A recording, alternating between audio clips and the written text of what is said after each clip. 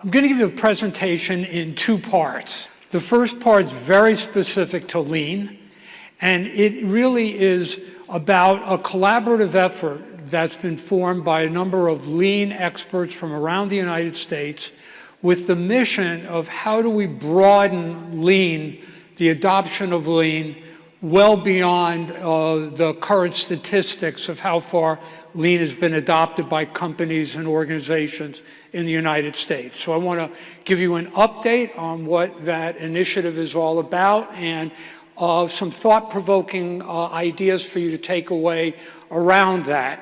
So Lean works. It delivers significant results, and that might be the only non-controversial thing that I say. We're all here because Lean works, but there are two problems.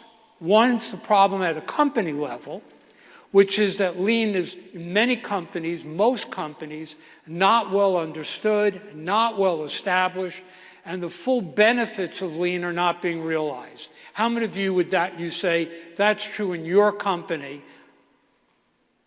The second is at a national level, Lean is really capable of changing the competitive landscape for the United States in the global marketplace. And yet, only about 10% of companies in the United States, manufacturing primarily I'm talking about, only about 10% of manufacturing companies have really systematically sustained Lean. So I want to talk about what Reimagine Lean is, and Reimagine Lean aims to create a 3 times increase in the adoption of Lean in companies in the United States with the aim of really significantly moving the dial on U.S. competitiveness. So we're all familiar with the Lean model. This is a particular visual that comes from the Shingo Institute. And Lean has a lot of names, so it's Lean, it's Lean Six Sigma, it's Operations Excellence, it's Shingo, it's the Toyota Production System, it's TWI, all right? But they all share a kind of common framework, if you will, of guiding principles and results and cultural enablers, tools and methods and systems and processes. And the model itself may have differences within the model, but the model holds up across the board, across all those variations. So I use the term Lean with capitals to represent all of those variations of Lean. So the first insight that's leading to what we're calling Reimagine Lean is this whole idea of the adoption curve, of how an innovation gets adopted through society. And I'm sure everyone here is familiar with that. It starts out with people that are considered to be innovators who take something in a very raw form and really shape it and make it work. And there are early adopters who go, I have a real specific need for something. And then it moves across this chasm. And a lot of innovations never cross the chasm. So we can say that forward-looking people, forward-looking organizations are those innovators and early adopters, and we could say the mainstream is that majority of people, and then there are the laggards, and they'll never get it. And so the one insight that's driving our work on Reimagine Lean is the insight that Lean has not crossed the chasm. That even though Lean's been around for 30 years, the organizations that are sustainably adopting Lean are organizations that tend to be highly innovative organizations or tend to be that kind of early adopter, leader type persona of an organization. And so the real question, the real challenge is how do we reimagine Lean for Lean to reach the mainstream? Let's leave the tools, the methods, the principles intact. They work. How do we remessage Lean? How do we think about staging the implementation of Lean so that lean is more appealing to the mainstream and that's more sustained by the mainstream. Again, with this aim of going from something like 10% of organizations using lean on a sustainable basis to 30 or 40% using lean on a sustainable basis. There's a second key insight that gets married, and this insight comes from design thinking. I don't know how many of you are familiar with design thinking, but in design thinking, there's this idea of a person, if you will, the target characteristics of the individual for which I am doing the design. So, so one could think of marrying these two concepts and think of that innovators or people who decide at the early stage of an innovation to adopt it have a certain persona. People that are early majority mainstream have a different persona. And what we need to do is we need to have lean appeal to the early majority persona and the late majority, this mainstream, in the same way that lean successfully is appealing to the early adopter persona. So with that in mind, I want to talk about two different types of persona. One, we can call that forward-looking persona, and the other we can call the mainstream persona. So I'd like to personalize it. What would be a name I could use during today's presentation to refer to the forward-looking persona? Somebody just shout out a name, I'll use their name, that name. Not your name, a name. Chuck? All right, Chuck's going to be our forward-looking persona. Terrific. Who's going to be our mainstream persona? Joe? I don't think we're doing a good diversity, equity, and inclusion with Chuck and Joe here, but Chuck and Joe it is. Joanne. Okay, Chuck and Joanne. Thank you. So let's characterize these persona a bit. So we could, how many of you have done like a personality type assessment, Myers-Briggs or something like that? Probably, yeah, at least half of you have done that. So if we characterize Chuck, we could say Chuck is a forward-looking person. He is strategic. He sees the big picture. He's imaginative. He sees possibilities. You point him at something, and he starts to take it and run with it because he sees where it can go. They see potential in other people. And they're flexible. Chuck is flexible. And in particular also we could say that Chuck might have what we could call a stewardship view of the organization. The stewardship view that basically says, as the leader, I'm the custodian of a legacy. I'm a custodian of what the employees grant me, what the customers grant me, what the marketplace grants me. And it's my job to really be a custodian for the future of the enterprise. That's stewardship. Then we have mainstream, Joanne. And Joanne tends to be short-term and action-oriented. Joanne is very practical and realistic.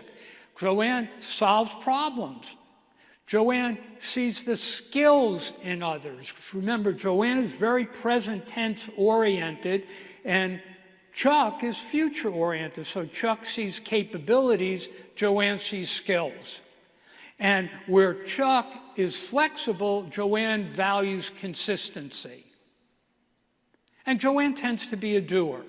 Now, these are hypothetical. I don't want to be rigid about this. I want to be opening up a conversation in which we start to appreciate the role of the persona in the adoption and sustainment of lean. Everyone following me on that? So, rigorously, there are a lot of other categories here. If you use Myers-Briggs, you'd say, oh, there are 16 different personality types. If you use another, there'd be a different personality types. Now, it turns out statistically, though, that forward-looking people in general, in a given population, are only about 15% of a population that think from the future. Most people are very practical and think from the present into the future. So they think about it in terms of very kind of consistency, if you will. And that's true in a population at large. It's true within your own organization and your own company, all right? And some of you in the room are probably more on that forward-looking side, and some of you in the room are probably more on the mainstream side of how you view lean and how you are in life. So I want to look at these persona, and then I want to say, look, to really have lean take hold, there are a lot of questions that people have in their mind, like an executive, when they're making a decision to deploy lean, when they're making a decision what to do next with lean, and when they're making a decision to sustain lean. And that the hypothesis that we're working with inside of our design thinking project here is that the way that these questions get answered is very different for the early adopter than for the mainstream executive. This is not to say that early adopters are better executives. No. This is to just say they have a different persona. And if we use the same way of communicating that's been effective talking to the early adopter, it's going to not hit the mark talking to the mainstream persona. And I want to give you that where our exploration is going in that regard. So let's start with number one. You know, here's an executive, he or she has heard about lean. Then the next question they're going to have is exactly what is lean? What can lean do for me and my organization? What's it going to require of my organization and me? What are the risks to my organization and me? And how and where do I get started? And then the questions continue beyond that to what do I do next? And once I've done it for a while, how do I sustain it? Or do I want to sustain it? So I'm suggesting that the way you answer the question, the way we as practitioners answer the question should be shaped to the persona of the person that's the executive who's going to make the decision. Or if I'm inside the company, should be shaped to the department head or executive within the company that I want to expand the adoption and utilization of lean within my organization. So I want to walk us through how we might answer those questions now based on the persona. So what is lean? Pretty much we answer that question for the most part for the forward-looking Chuck. For Chuck, lean has a lot of different names. We talked about that a minute ago. All right, we talk about lean in terms of waste and flow and cycle time and variation. We use the terminology of lean to talk about what lean is when we're talking to the forward-looking person, and they kind of infer from that what the value would be within their own organization.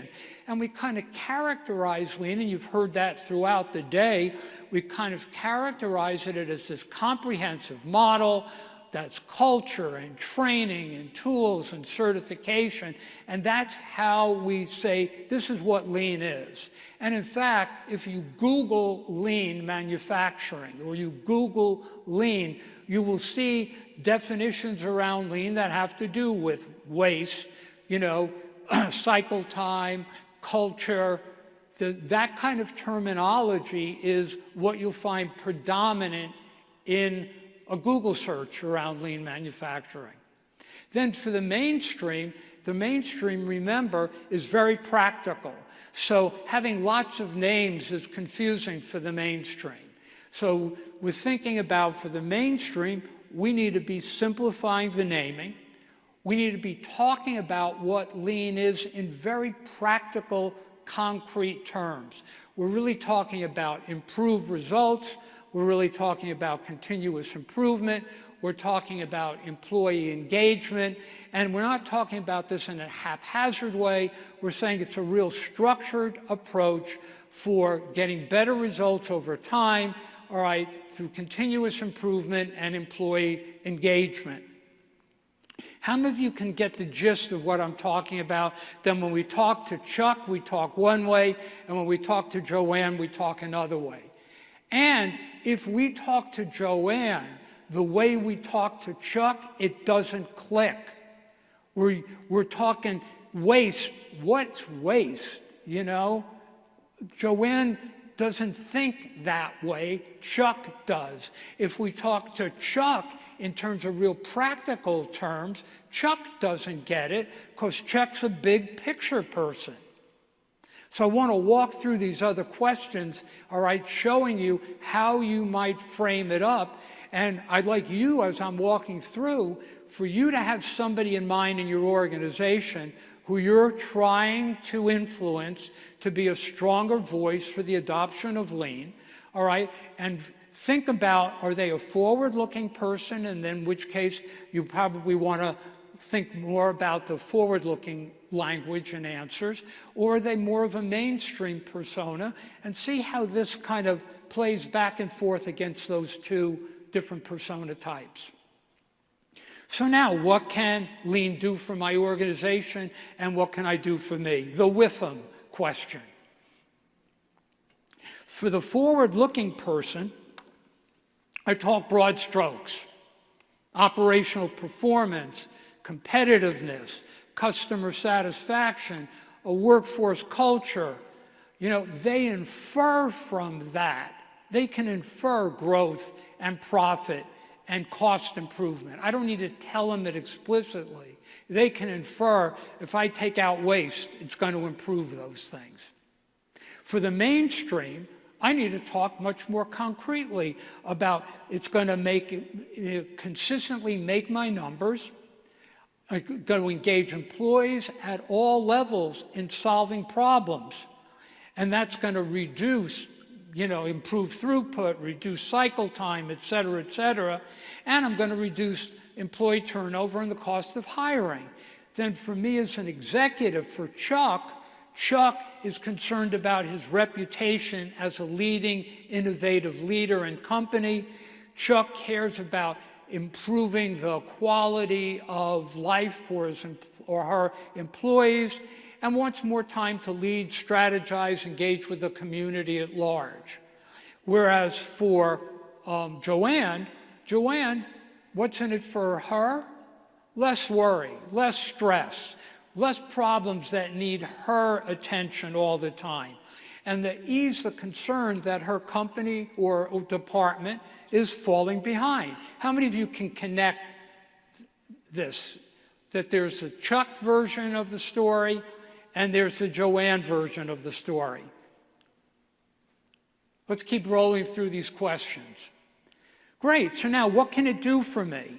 So for the Chuck version, whoops, I hit the wrong button. What will it require of me?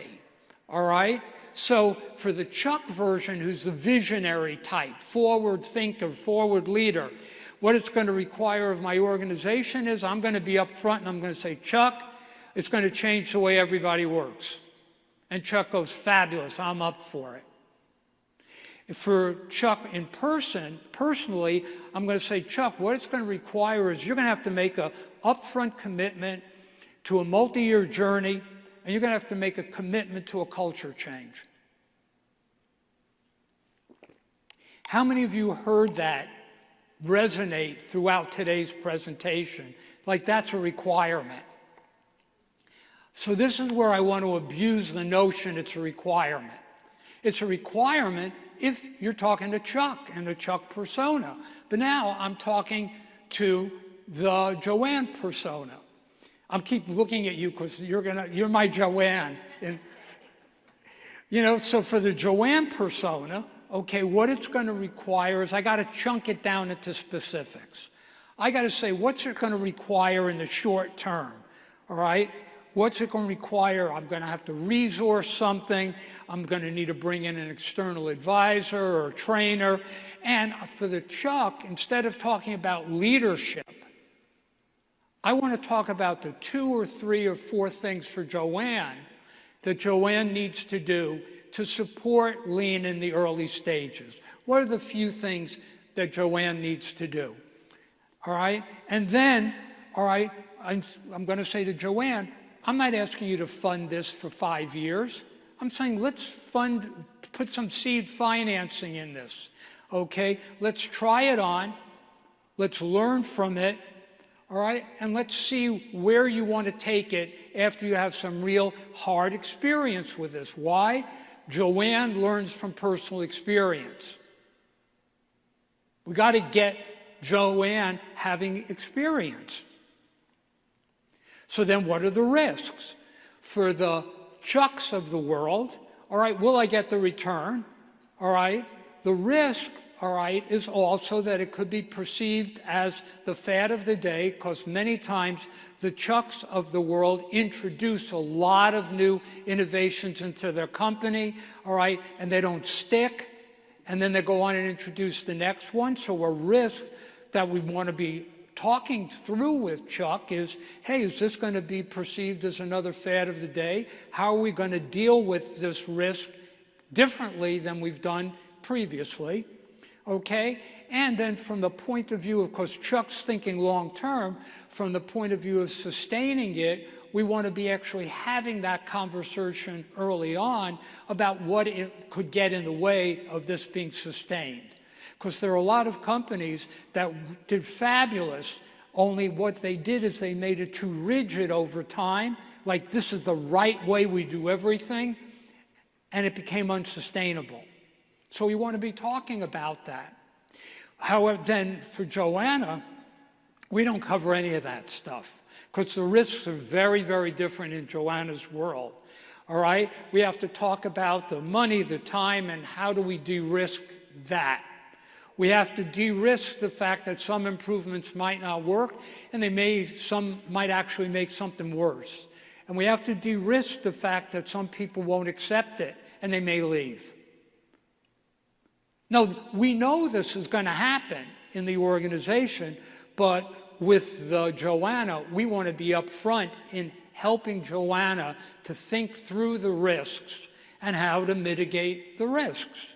And then, also, Joanna, fear of loss of control, the fear of bad actors, the fear that I'm being measured as an individual on the wrong things, that if I improve the things that, quote unquote, I think Lean can improve, that may not help me in my incentive, in my promotion, in my career, because I'm not being measured and evaluated on cycle time and throughput. And, I might be evaluated on something different, like something like cost.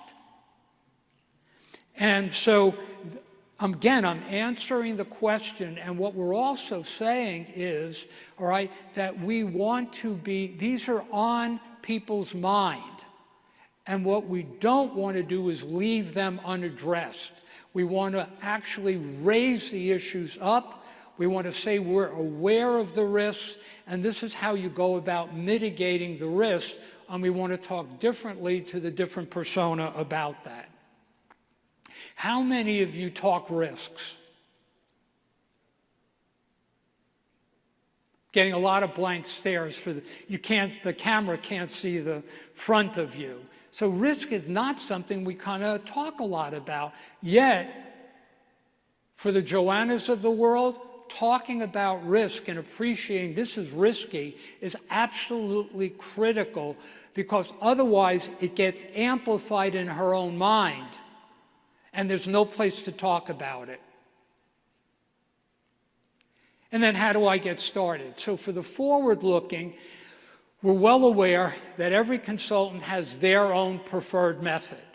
So, executives go and hunt for the consultant whose method kind of fits with how they want to go about it. All right? So, how do I get started? The answer, it depends, is the wrong answer for Joanna. Joanna's very practical. She wants to know, how do I get started here? And it depends answer does not play well for Joanna. So therefore, we want to be developing and thinking about having, if you will, basic use case roadmaps. If this is the big issue, if this is the big outcome you're going for, here's one roadmap, and with the kind of tools and how you get started. If you're going after a different issue like customer deliveries, there's a different roadmap you might use, all right? And now, will we tweak it? Will we tailor it? Absolutely, but I'm not answering it in an it depends way. So with the Joanna, we want to start with a critical problem. Why? Joanna's very problem-oriented and very present tense. We want to then say, great, there's going to be a bit of preparation and orientation, but the critical work is going to happen in a phased approach. And each phase is going to have results that we're targeting. It's going to break the problem into pieces. We're going to rapidly iterate, removing barriers on all those pieces. And we're going to do action learning. So we're going to train the people who are directly involved in solving those problems. We're going to put them to use with exactly the tools they need to solve the problem, all right, in a very phased approach. Then the next phase, different results, different people, different tools. So that's what we're suggesting as this kind of framework that we're thinking about in terms of how you cross the chasm. So today, the takeaway is today we message lean and stage lean primarily for that forward-looking persona, regardless of who we're talking to. Now, we want to take the persona into account and message lean and stage the implementation of lean for the appropriate persona executive or the appropriate persona department head. And again, the executive, for example, might be a visionary, forward-looking executive, a Chuck, but the department head that I'm working with right now might be a Joanna. So for the department head, I'm going to talk about it one way, and for the executive, I'm going to talk about it another way. So that's the key takeaway from today. We have a kind of action plan of our collaboration of lean experts. Bruce Hamilton, I'm pleased to say, is one of our key collaborators. So our first part is we're not going to mess with the tools, they work. We want to message lean for the mainstream. We want to create implementation templates, kind of basic roadmaps, so we can get rid of the it depends way of answering the question. We want to test it within the collaborative community because people have consulting practices. Great, let's test it. See if that's playing out more successfully in how your business is working with your clients, and then broadly disseminate. So that's our overall structure for how this is working. So this is, you're seeing a preliminary design, if you will. You're not seeing a finished product. Everything I'm showing you is a hypothesis to be tested.